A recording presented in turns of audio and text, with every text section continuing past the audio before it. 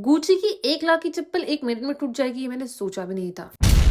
जिसकी वजह से मुझे बहुत इंसल्ट मिली। गुची वाले इतने रूड है कि मैं क्या ही बताऊं। गुची इंडिया का ही नहीं, वर्ल्ड के टॉप ब्रांड्स में से एक है, लेकिन इसकी चप्पल इतनी फीकी होंगी मैंने सोचा भी नहीं था। मैं आज जा रही थी बॉम्बे से दिल्ली, जिसके लिए मैंने ये फ्लैट शूज की थी, क्योंकि मैं फ्लैट्स में बहुत कंफर्टेबल रहती हूँ। मतलब मुझे शूज भी पहनना पसंद नहीं है, मुझे फ्लैट्स चप्पलें पहनना बहुत पसंद है। और जब मैंने ये देखा ना कि मेरी चप्पल एयरपोर्ट में घुसते के साथ ही टूट गई, भाई बहुत ज्यादा इंसल्ट फील हुआ मुझे उस टाइम, और ऐसा लगा कि ये क्या ही हो गया। सच में एयरपोर्ट के अंदर घुसते ही ये चीज हुई थी, और मुझे अभी तक इस चीज का बहुत ही ज्यादा रिग्रेट है। आप देख सकते हो मैंने अपने पैरों पर भी मेहंदी लगा रखी थी और ब्लैक सूट पहना हुआ था। एयरपोर्ट के अंदर जाते ही हम बिजनेस लाउंज में चले गए थे, जहाँ पर हमने खूब सारा खाना खाया, क्योंकि सुबह का टाइम था और सुबह के टाइम ना बहुत ज्यादा मुझे तो भूख लगती है, इसलिए मैंने सोचा पहले खाना खा लिया जाए। आप देख सकते हो यहाँ पर ज्यादा भीड़ थी नहीं और मसाज भी था, लेकिन हम लोग बहुत लेट हो रहे थे। हमने फटाफट से फ्लाइट को कैच किया और निकल पड़े अपने सफर की तरफ। आप देखोगे फ्लाइट बिल्कुल खाली हो गई थी, और फिर बहुत ही प्यारी प्यारी एयर होस्टेस आई थी हमारे पास पिक्चर्स क्लिक कराने के लिए। सच में ये मोमेंट देखकर हमें बहुत ज्यादा अच्छा लगा था। उसके बाद हम फ्लाइट से उतर गए थे और चल पड़े थे दूसरी तरफ, जहाँ पर हमारे बैग्स हमारे साथ थे। आई मीन जल्दी बैग्स मिल गए थे, वरना हमेशा हमें लेट हो जाता है। उसके बाद हम गाड़ी में बैठ गए थे। गाड़ी में बैठने के बाद हम लोगों ने